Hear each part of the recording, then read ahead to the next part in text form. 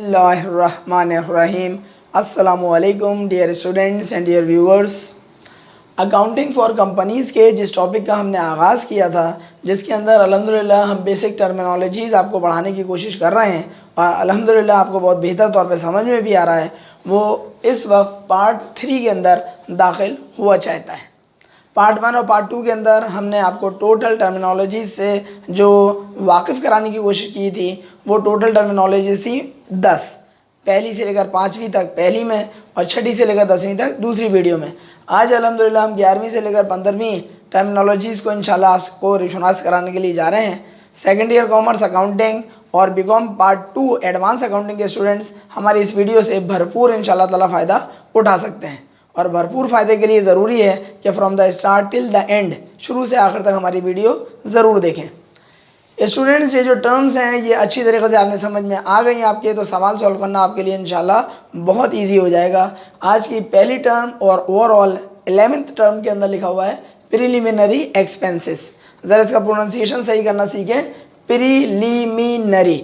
एक साथ बोलेंगे, प्रीलिमिनरी एक्सपेंसेस क्या होते हैं, ये प्रीलिमिनरी एक्सपेंसेस से मुराद क्या है। प्रीलिमिनरी एक्सपेंसेस याद रखिएगा, ऑर्गेनाइजेशन के यानी कि पब्लिक लिमिटेड कंपनी के, जॉइंट स्टॉक कंपनी के, दोनों का एक ही मतलब है। कॉर्पोरेट सेक्टर के ऐसे अखराजात होते हैं जो बज़ाहिर यानी कि जिनके नाम के अंदर एक्सपेंस आ रहा होता है, लेकिन ऑर्गेनाइजेशन इस किस्म के एक्सपेंस को कभी भी अपना एक्सपेंस तस्वुर नहीं करती। उसका सबूत ये है कि ये वाला एक्सपेंस जो है वो कंपनी की आपको बैलेंस शीट में नज़र आएगा। अब आप बोलेंगे बैलेंस शीट के अंदर एक्सपेंस, तो उसका जवाब है जी हाँ, बैलेंस शीट के अंदर एक्सपेंस। क्यों? क्योंकि ये नाम का एक्सपेंस है, एक्चुअल में कंपनी इसको एक्सपेंस ट्रीट ही नहीं करती। एक्चुअल में कंपनी इसको एक्सपेंस अपना तस्वुर ही नहीं करती है। फिर क्या तस्वुर करती है? अपना एसेट तस्वुर करती है, और वो जो एसेट तस्वुर करती है उस एसेट के तौर पर बैलेंस शीट में लेकर जाती है। सवाल ये पैदा होता है ये किस किस्म का एसेट है कि जिसके नाम में एक्सपेंस आ रहा है, तो उसका जवाब ये है कि कंपनी यानी कि पब्लिक लिमिटेड कंपनी दरअसल इस किस्म के अखराजात से फ़ायदा उठा रही होती है करंट पीरियड में भी और आइंदा आने वाले पीरियड्स के अंदर भी। लिहाजा कंपनी इस एक्सपेंस को एक्सपेंस तस्वुर नहीं करती, बल्कि तस्वुर करती है ये हमारा एसेट है, हमारा असासा है, और आप अच्छी तरह से जानते हैं कि asset is a part of the balance sheet. एक बात तो ये तय पाई। अब दूसरी बात यह है कि इस किस्म के अखराजात में कौन से वाले भाई अखराजात आ रहे होते हैं, तो इसका छोटा सा जवाब ये है कि ऑर्गेनाइजेशन यानी कि पब्लिक लिमिटेड कंपनी जिस वक्त वजूद में आती है, जिस वक्त आप उसको फॉर्म करते हैं, तो जो लीगल डॉक्यूमेंटेशन के ऊपर आपको ख़र्चा करना पड़ता है। फर्स्ट ईयर के अंदर अगर आपको याद हो POC के सब्जेक्ट में और बीकॉम पार्ट 1 ITP के सब्जेक्ट के अंदर आपने ये बात यकीनन पढ़ी होगी कि जो लीगल डॉक्यूमेंटेशन के ऊपर ख़र्चा होता है, जिसके अंदर आप आर्टिकल्स ऑफ एसोसिएशन है, मेमोरेंडम ऑफ एसोसिएशन है, कंपनी का प्रॉस्पेक्टस आपको पब्लिश शाया करवाना पड़ता है, इन सब बातों के ऊपर, इन सब डॉक्यूमेंट्स के ऊपर कंपनी का जो लीगल जो ख़र्चा हो रहा है, कंपनी का जो ख़र्चा उसको करना लाजमी है, वो सारे के सारे खर्चे किसके अंदर चले जाते हैं? प्रीलिमिनरी एक्सपेंसेस में चले जाते हैं। और ये खर्चा कंपनी को सिर्फ एक दफ़ा करना पड़ता है, once in a life time, और एक मरतबा करने के बाद कंपनी वजूद में आ रही है, कंपनी फॉर्म हो रही है। लिहाजा कंपनी को जो फ़ायदा हासिल होगा वो साल तक फ़ायदा होता रहेगा, यानी कि मैनी ईयर्स तक कंपनी फ़ायदा उठाएगी। और जब कंपनी मैनी ईयर्स तक फ़ायदा उठाएगी उस लीगल डॉक्यूमेंटेशन के ऊपर ख़र्चा करके, तो उस खर्चे को कंपनी अपना ख़र्चा तस्वुर ही नहीं करती, बल्कि कहती है ये तो हमारा एसेट है। एक बात तो ये हो गई। दूसरी बात ये हो गई, कंपनी जो है वो अंडर राइटर्स को बाज़ औक़ात कमीशन देती है। इस अंडर राइटर को दिए जाने वाले कमीशन के बारे में हमने अपने लास्ट वीडियो लेक्चर जो हमारा पार्ट 2 था, इससे पहले वाला, उसके अंदर तफसीलात हमने बयान की हुई हैं। उसके अंदर हमने क्या बताया था कि वो शेयर्स जो कि आम अफराद, आम पब्लिक जो है वो परचेज़ नहीं करती, उन शेयर्स को कौन परचेज़ कर लेता है? Under writer. और अंडर राइटर को कंपनी कमीशन पे करती है। तो जो कमीशन की रकम होती है कंपनी के पॉइंट ऑफ व्यू से, यानी कि पब्लिक लिमिटेड कंपनी के पॉइंट ऑफ व्यू से, वो खर्चा जितना भी जा रहा होता है कंपनी उसको किस हेड में यूज़ करेगी?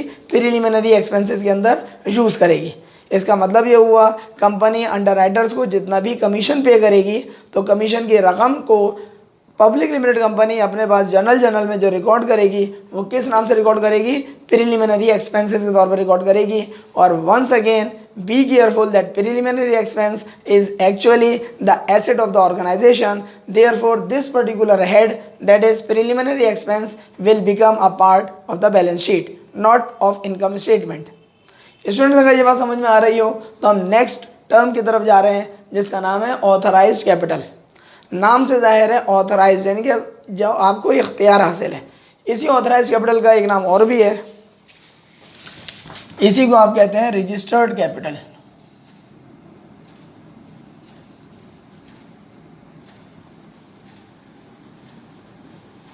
रजिस्टर्ड कैपिटल यानी कि सरमाया। ये ऑथराइज्ड कैपिटल या रजिस्टर्ड कैपिटल से स्टूडेंट्स क्या मुराद है? इसका मतलब ये हुआ, पहले तो एक छोटा सा सवाल है कि क्या किसी भी पब्लिक लिमिटेड कंपनी को क्या ये इख्तियार हासिल है, क्या ये अथॉरिटी हासिल है कि जितना उसका दिल चाहे वो नंबर ऑफ शेयर्स को इशू करे और आवाम से पैसे निकलवा ले?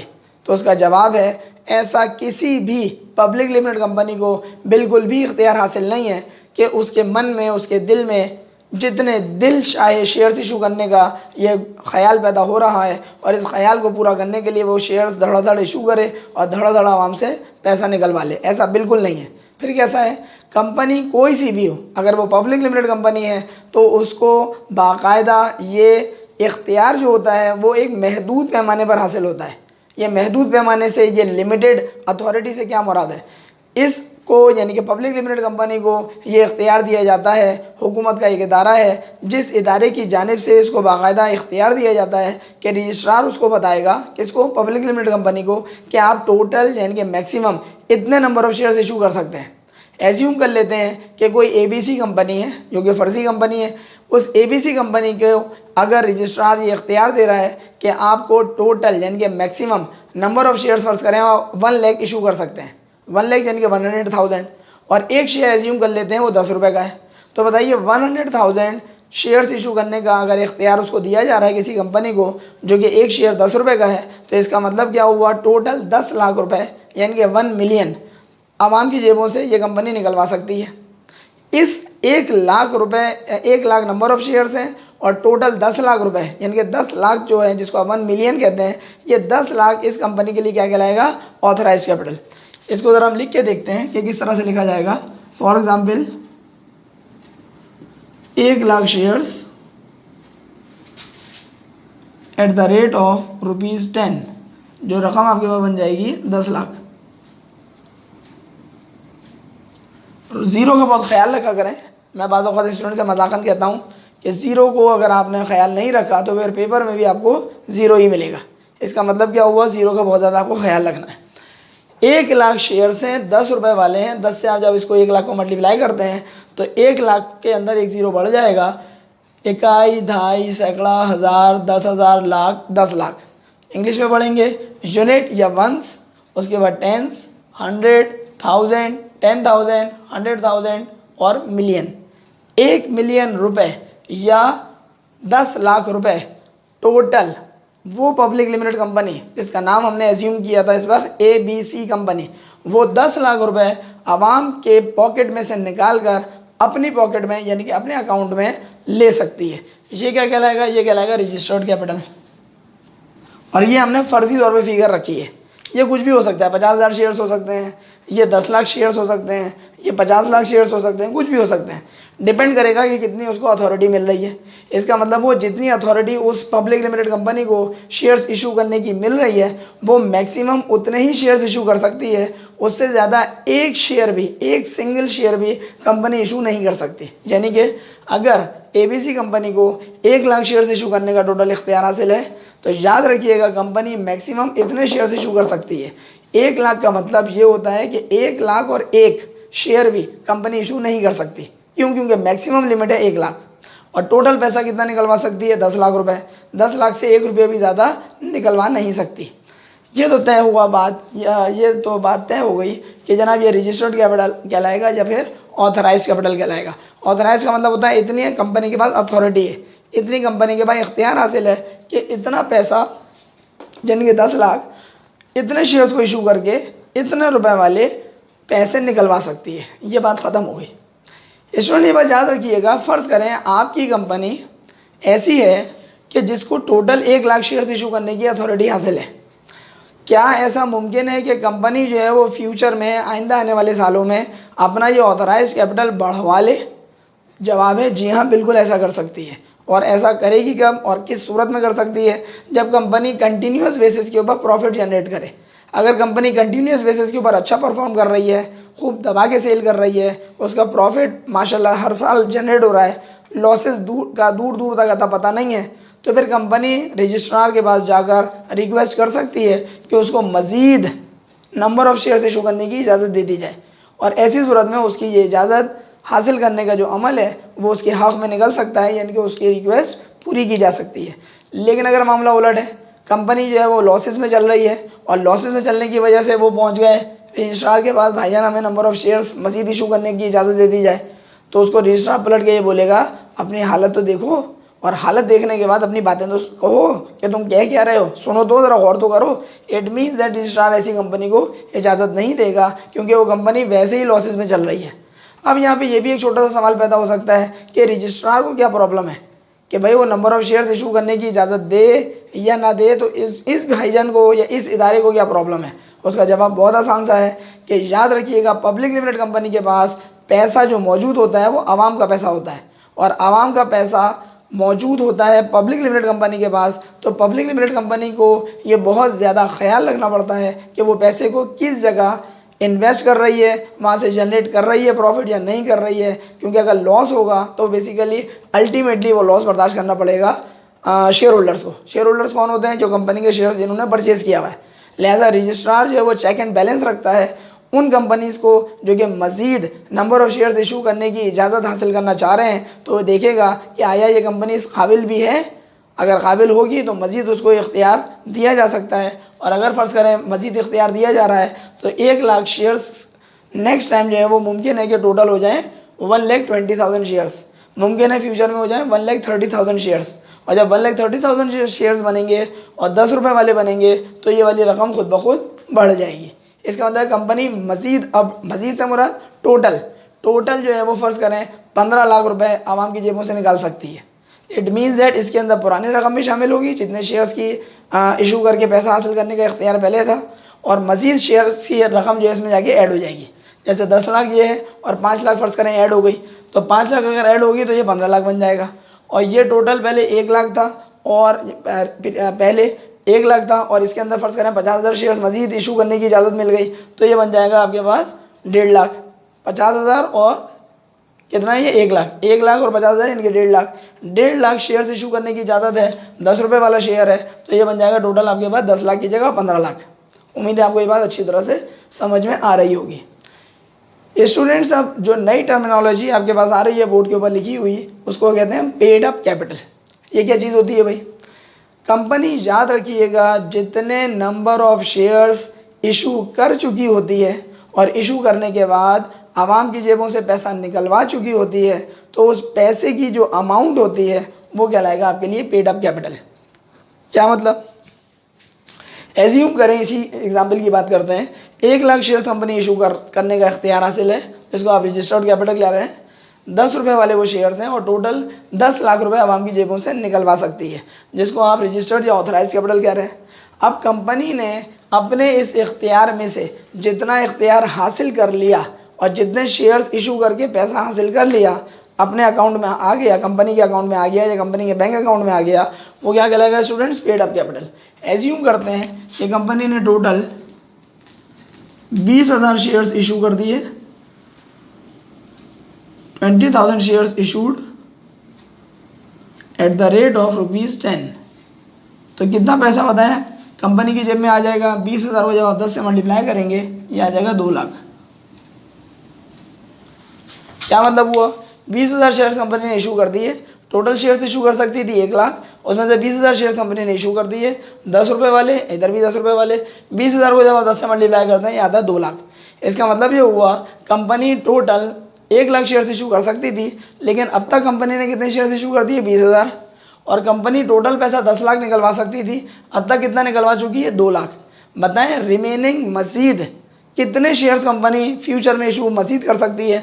तो आप बोलेंगे 20,000 इशू किए जा चुके हैं, 80,000 मज़ीद शेयर्स इशू कर सकती है, और 10 लाख में से 2 लाख आ चुके हैं कंपनी के पास, मज़ीद 8 लाख रुपए कंपनी हासिल कर सकती है। इट मीन्स दैट इस वक्त इस कंडीशन में पेड अप कैपिटल हमारा कितना कहलाएगा? 2 लाख रुपए। याद रखिएगा, पेड अप कैपिटल के अंदर आप शेयर्स की तादाद नहीं बताएंगे बल्कि शेयर्स की अमाउंट बताएंगे।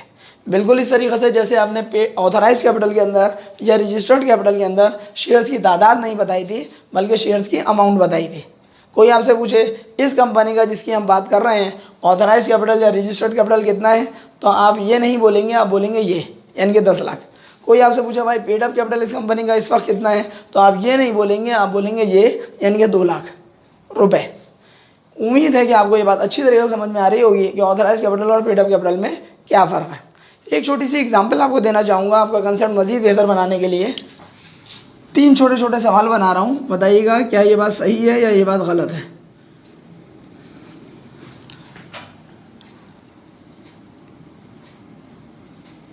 ऑथराइज कैपिटल है हमारे पास और दूसरी तरफ है हमारे पास पेड अप कैपिटल। स्टूडेंट्स 3 सवाल जो बना रहा हूँ वो ज़रा गौर से देखिएगा। ऑथराइज कैपिटल जो है वो ज़्यादा है, आपको पता है ब्रैकेट ओपन जिस तरफ होता है वो बड़ी मानी जाती है बात, और जो ब्रैकेट क्लोज होने के लिए जो बंद है वो क्लोज मानी जाएगी, यानी कि स्मॉलर मानी जाएगी। ये ग्रेटर है, ये स्मॉलर है। ऑथराइज कैपिटल क्या ज़्यादा होता है और ज़्यादा हो सकता है पेड अप कैपिटल के मुकाबले में?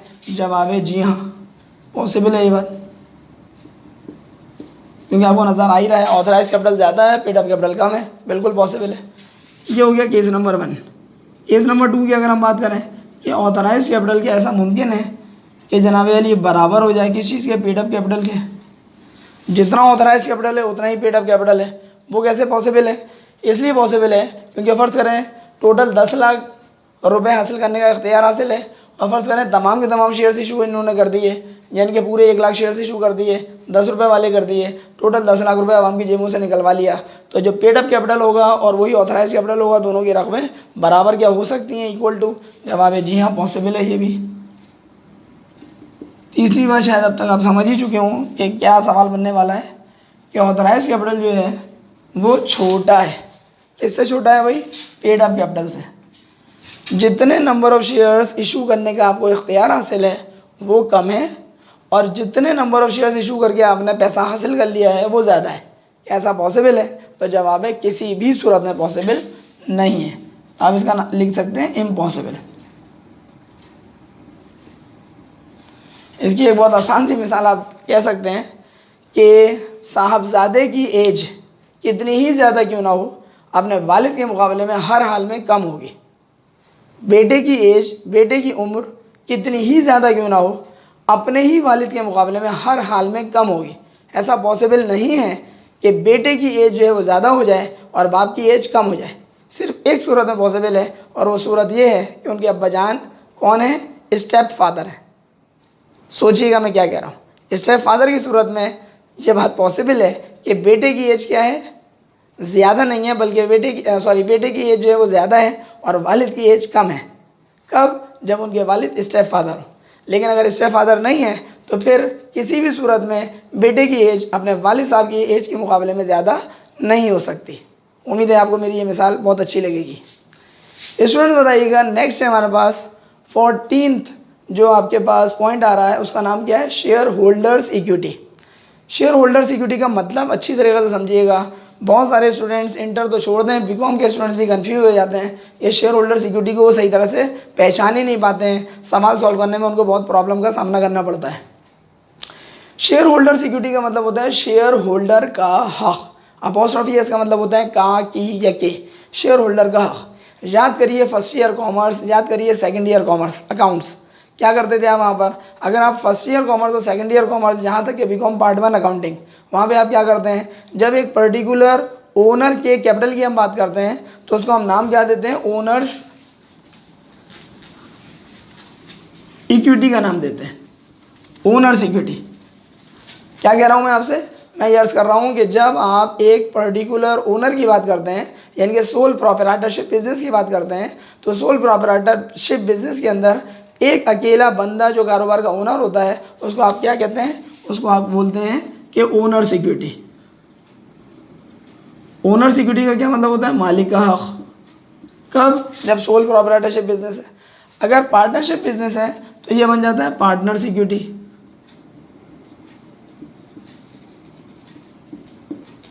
यानी कि ये वाला बन रहा है सोल प्रोप्राइटरशिप के अंदर,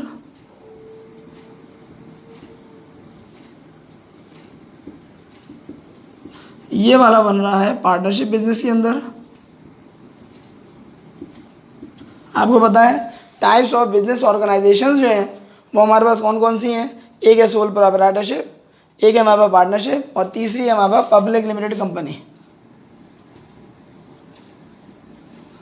पब्लिक लिमिटेड कंपनी के अंदर याद रखिएगा ना तो ओनर सिक्योरिटी आएगा और ना ही पार्टनर सिक्योरिटी आएगा। फिर स्टूडेंट्स क्या आएगा, यहाँ पर वो आएगा जो आपके सामने बोर्ड पे लिखा हुआ है, share holder security. Share holders equity यानी कि शेयर होल्डर का हक, साडा हक, इत्थे रख।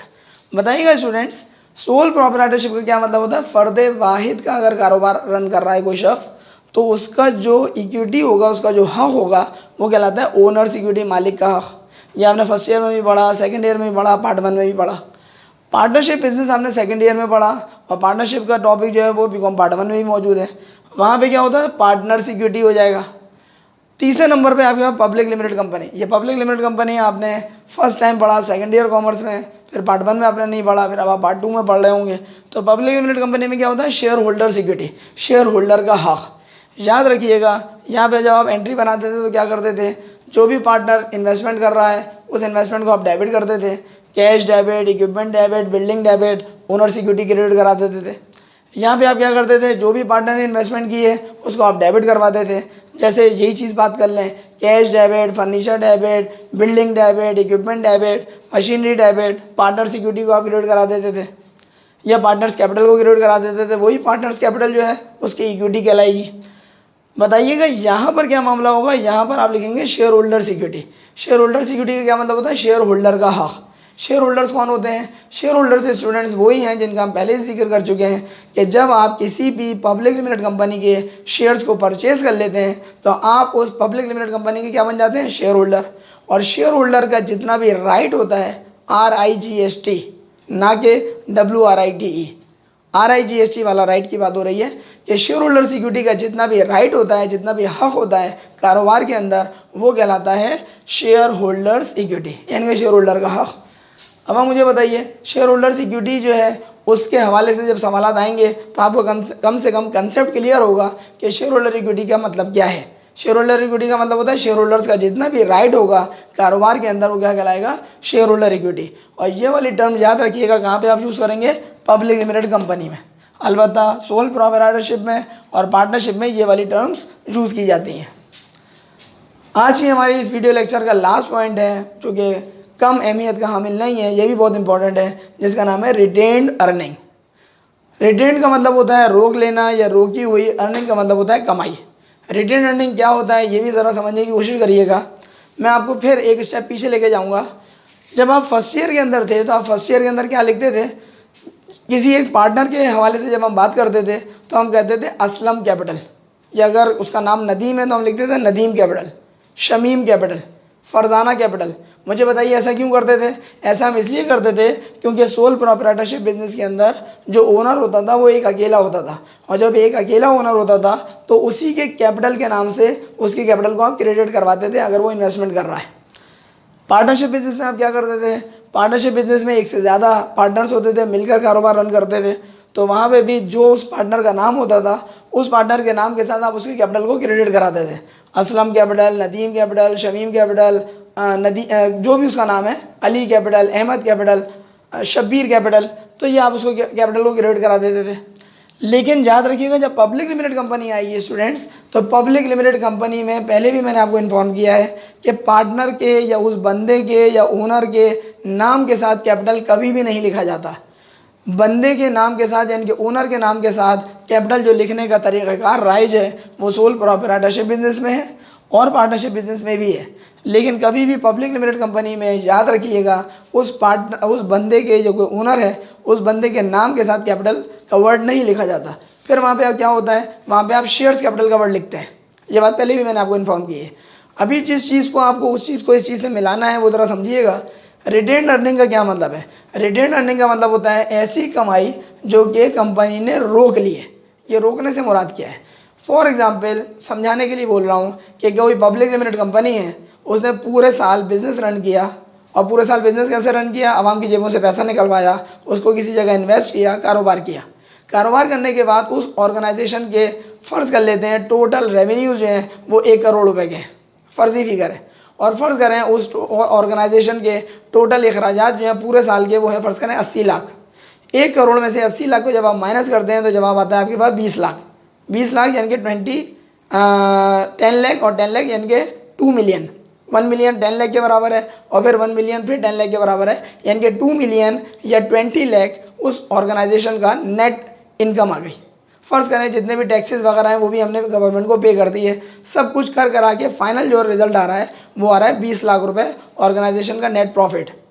अब क्वेश्चन ये है कि क्या इस ऑर्गेनाइजेशन का जो नेट प्रॉफिट आया है, इस नेट प्रॉफिट के ऊपर हक किसका है, राइट किसका है? आप सीधे सीधे स्ट्रेट फॉरवर्ड बोलेंगे कि सर राइट तो है जनाब शेयर होल्डर्स का। शेयर होल्डर्स का राइट क्यों है? क्योंकि शेयर होल्डर्स के पैसे के ऊपर ही तो पब्लिक लिमिटेड कंपनी ने अपनी बिल्डिंग ऊंची की है, यानी कि अपना कारोबार रन किया है, तो लिहाजा टोटल प्रॉफिट के ऊपर हक है, यानी कि 20 लाख रुपए के ऊपर हक किसका है? शेयर होल्डर्स का, क्योंकि सारा पैसा शेयर होल्डर्स का ही कारोबार में लगा हुआ है। लेकिन याद रखिएगा पब्लिक लिमिटेड कंपनी टोटल जो नेट प्रॉफिट हासिल होता है वो सारा का सारा प्रॉफिट शेयर होल्डर्स में डिस्ट्रीब्यूट नहीं कर देती। फिर कंपनी क्या करती है? कंपनी उसमें से कुछ प्रॉफिट डिस्ट्रीब्यूट करती है, कुछ प्रॉफिट देती है, और कुछ प्रॉफिट का हिस्सा रोक लेती है। ये जो जितना प्रॉफिट रोक लेती है उस रोके हुए हिस्से को ही स्टूडेंट क्या कहा जाता है? Retained earning. रिटेन्ड अर्निंग का मतलब होता है रोकी हुई कमाई। लेकिन ये बात याद रखिएगा इस रोकी हुई कमाई के ऊपर हक किसका है? तो जवाब है सिर्फ और सिर्फ शेयर होल्डर्स का हक है। अच्छा, जो कमाई हमने डिस्ट्रीब्यूट कर दी वो किसको डिस्ट्रीब्यूट की है? बोलेंगे वो भी शेयर होल्डर्स को डिस्ट्रीब्यूट की है। इट मीन्स दैट कि 20 लाख रुपए में से फ़र्ज़ कर लेते हैं कंपनी ने टोटल 5 लाख रुपए, 6 लाख रुपए, 7 लाख रुपए, जो भी कंपनी की पॉलिसी है, फ़र्ज़ करें 7 लाख रुपए कंपनी ने शेयर होल्डर्स को दे दिए in shape of dividend. Dividend की टर्मिनोलॉजी भी बाद में इंशाल्लाह तफसील से आपको बताएंगे। शेयर्स पर मिलने वाला जो नफ़ा होता है, प्रॉफिट होता है, उसको हम डिविडेंड कहते हैं। 20 लाख के नेट प्रॉफिट में से फ़र्ज़ करें कंपनी ने 7 लाख रुपए डिविडेंड के तौर पे दे दिए, तो बचे कितने? 13 लाख। ये जो 13 लाख बचे हैं इसको हम क्या बोलेंगे? 13 लाख की रकम को कि ये रिटेन्ड अर्निंग कहलाएगा। अब क्वेश्चन ये है कि कंपनी ने 13 लाख रुपए रोक क्यों लिए, ये क्यों नहीं डिस्ट्रीब्यूट कर रही है? तो उसका जवाब ये है, कंपनी के पास बहुत माकूल जवाब इस बात का ये है कि कंपनी इस 13 लाख रुपए की रकम को रोकती इसलिए है क्योंकि फ्यूचर में कंपनी को बहुत सारे किस्म के अखराजात करने पड़ते हैं। फॉर एग्जाम्पल कंपनी को अपने प्लांट को एक्सटेंड करना है, फॉर एग्जाम्पल कंपनी को जो है वो एक्सपेंशन करनी है या किसी चीज़ के अंदर एक्सटेंशन करनी है, सिंकिंग फंड को उसके लिए रिजर्व रखना है, कंपनी को फॉर एग्जांपल कॉन्टीजेंसीज के लिए पैसा रखना है, कंपनी को फ्यूचर में कोई नई प्रोडक्ट लॉन्च करनी है। ये कई एक टर्म्स में ऐसी यूज़ कर रहा हूँ जो मुमकिन है आपको नहीं पता हो। फ्यूचर के इंशाल्लाह लेक्चर्स में आपको कई एक बातों से बाखबर आप इंशाल्लाह हो जाएंगे। फ़िलहाल सिर्फ इतना सा दिमाग में रखिएगा कि कंपनी को मुख्तलिफ कामों के लिए रिज़र्व के तौर पे कुछ पैसा रखना पड़ता है। ये जो कुछ पैसा रिज़र्व के तौर पे रखना पड़ता है, ये पैसा कंपनी कब रख सकती है? जब कंपनी के रिटेन अर्निंग अकाउंट में पैसा पड़ा हुआ हो। लेकिन और रिटेन अर्निंग अकाउंट में पैसा पड़ा हुआ कब होगा? जब कंपनी ने सारा पैसा डिस्ट्रीब्यूट नहीं किया होगा। अब क्वेश्चन ये है कि एक आम सा बेचारा कोई शेयर होल्डर है जिसको ये सब बातों की कोई फ़िक्र नहीं है और कोई ख़बर भी नहीं है, वो अगर ये कहे कि भाई आप मुझे ये बताइए इस प्रॉफिट के ऊपर हक किसका है? कंपनी बोलेगी आपका है, यानी कि शेयर होल्डर का। वो मासूम सा शेयर होल्डर अगर पलट के ये पूछे कि जब हमारा हक है तो तुम हमें प्रॉफिट पूरा देते क्यों नहीं हो, इसका क्या जवाब है? तो कंपनी चूँकि उसका मासूमाना सवाल है, लिहाजा उसका जवाब भी मासूमाना क्या दे सकती है? बहुत आसान सा और बहुत प्यारा सा जवाब ये दे सकती है। ये जवाब मैंने ही अल्हम्दुलिल्लाह अपने स्टूडेंट्स के लिए तैयार किया है, वो आपसे शेयर करता हूँ मैं। बोलेगी जिस तरीके से एक छोटे बच्चे की जो वालदा होती हैं वो क्या करती हैं, जब बच्चे को ईदी के तौर पे पैसे मिलते हैं, बच्चे की सालगिरह में जो उसको पैसे होते हैं मिलते हैं, या बच्चे ने कोई इम्तिहान पास किया उसको जितने पैसे मिलते हैं, छोटा सा बच्चा है उसके जितने पैसे होते हैं वो उसकी अक्लमंद चूँकि वालदा है अपने पास रखती है। बच्चा पलट के अगर ये बोले कि अम्मी अम्मी आप ये बताइए कि बड़े भाई के सारे पैसे तो वो खुद रखता है, मेरे पैसे आप क्यों रखती हैं? तो अगर उसकी अम्मी अक्लमंद होंगी तो उसको मासूमाना सवाल का मासूमाना जवाब देंगी। बेवकूफ़ होंगी तो चमाट मार देंगी, तुमसे मतलब तुम्हारा अब्बा नहीं पूछता तुम क्यों पूछ रहे हो। ये तो कोई जवाब ना हुआ। बच्चे को अक्लमंदाना जवाब क्या दिया जा सकता है, और वही जवाब को मैं इससे जोड़ूंगा। जवाब वालदा ये दे सकती हैं कि बेटा देखो मेरी बात सुनो, अगर मैं तुम्हें इस वक्त सारा पैसा दे देती हूँ तो तुम सारा पैसा जो जिस चीज़ में तुम्हारा दिल चाहेगा तुम खर्चा कर दोगे। वाही तबाही एक वर्ड होता है। कभी तुम ये खाओगे, कभी वो खाओगे और सारा पैसा तुम बहुत जल्द ख़त्म कर दोगे, खर्च कर दोगे। फिर तुम मुझे ये बताओ, कल को तुम्हें अगर 10 रुपये का लेस का पैकेट भी चाहिए, 1 रुपये की अगर तुम्हें टॉफ़ी भी चाहिए, जो कि अब आमतौर पर नहीं आती, इट मीन्स दैट 2 रुपये की तुम्हें टॉफ़ी चाहिए, 5 रुपये की तुम्हें चीज़ चाहिए, तो वहाँ पर तो कुछ भी नहीं होगा, यानी कि तुम्हारा खाली हाथ होंगे। तो क्या तुम्हारे लिए ये अच्छा नहीं है कि मैं रोज़ाना तुम्हें थोड़ा थोड़ा पैसे दूँ और हम तवील अरसे तक अपना ही पैसा अपनी ही ज़ात पर खर्च करते रहो? बच्चा अगर अक्लमंद होगा तो माँ की बात को समझेगा कि माँ मेरे ही फ़ायदे के लिए बात कह रही हैं। और माँ पलट के ये भी कह देती हैं, बेटा तुम्हें अच्छी तरह से पता है कि ये सब चीज़ें मैं तो खाती ही नहीं हूँ, तो सारी चीज़ें तुम्हें ही को मिलेंगी, तुम्हारा एक एक पैसा तुम्हारे ऊपर ही खर्च होगा। बच्चे को ये भी यकीन है कि मेरा पैसा कहीं डूब नहीं रहा, बच्चे को ये भी पता है कि माँ खुद नहीं खाएगी, बच्चे को ये भी पता है सारा पैसा मुझ पर ही खर्च होगा। तो अक्लमंद बच्चा ज़िद नहीं करेगा, बल्कि ये कहेगा अम्मा जान आप मेरे पैसे रखे रहें और रोज़ाना मुझे थोड़े थोड़े पैसे देती रहें, ताकि बकौल आपके मैं तवील अरसे तक अपना मज़े करते रहूँ। सेम यही कंसेप्ट स्टूडेंट्स यकीन करें, थोड़ी सी मिसाल लंबी हो गई, लेकिन ये समझाने के लिए मैं समझता हूँ बेहतरीन मिसाल है। सेम यही कंसेप्ट शेयर होल्डर्स के ऊपर अप्लाई होती है। वो कैसे? कंपनी क्या कह रही है, देखो भाई अगर 20 लाख का प्रॉफिट हम तुम्हें इस वक्त दे दें तो तुम 20 लाख का प्रॉफिट लेके ख़त्म कर दोगे, क्योंकि तुम्हारा प्रॉफिट है, बेशक तुम्हारा प्रॉफिट है। हमने 20 में से तुमको इस वक्त कितना दिया? 7 लाख। 7 लाख फर्जी भी करें, 8 लाख हो सकता है, 10 लाख हो सकता है, 7 लाख रुपए दिया, कितना रोक लिया? 13 लाख। तो 13 लाख को हम अपनी जेबों में नहीं भर रहे हैं, 13 लाख को क्या कर रहे हैं? किसी जगह इन्वेस्ट करेंगे। फिलहाल हमारी ऑर्गेनाइजेशन सिर्फ एक कैंपस रखती है, हमारी ऑर्गेनाइजेशन सिर्फ एक जगह प्लांट लगा के प्रोडक्शन कर रही है, कल को 2 जगह करेगी, 3 जगह करेगी। तो तुम्हारे शेयर्स तो यही हैं, जब प्रोडक्शन 2 जगह होगी, 3 जगह होगी, तो यकीनन हम माल ज़्यादा बेचेंगे, माल ज़्यादा बेचेंगे, सेल ज़्यादा होगी, प्रॉफिट ज़्यादा होगा, प्रॉफिट ज़्यादा होगा तो डिविडेंड आज हम इतना दे रहे हैं, कल हम इससे ज़्यादा देंगे। शेयर होल्डर अगर अक्लमंद होगा तो यकीनन कंपनी की बातों को समझने में देर नहीं लगाएगा। और उम्मीद है कि आप कम से कम अक्लमंद शेयर होल्डर ना सही, अक्लमंद स्टूडेंट तो ज़रूर होंगे कि मेरी ये सारी टर्मिनोलॉजी जो मैंने समझाई आपके समझ में आ गई होंगी। और इससे ज़्यादा अक्लमंदी का मुजाहरा आप उस सूरत में करेंगे जब आप हमारी इन समझाई गई सारी की सारी बातों को अपने फ्रेंड्स में ज़रूर शेयर करवाएंगे। चैनल अब तक सब्सक्राइब ना किया हो तो काइंडली सर अली अहमद के नाम से यूट्यूब पर चैनल जो मौजूद है उसको सब्सक्राइब भी करें और बेल आइकन पर क्लिक करना बिल्कुल ना भूलें, ताकि हमारी नई वीडियोस की अपडेट्स आपको फ़ौरन मिल सकें। अपना बहुत ज़्यादा ख्याल रखिएगा। अगली वीडियो लेक्चर तक के लिए अपने टीचर सर अली अहमद को इजाज़त दीजिए। अस्सलामु अलैकुम।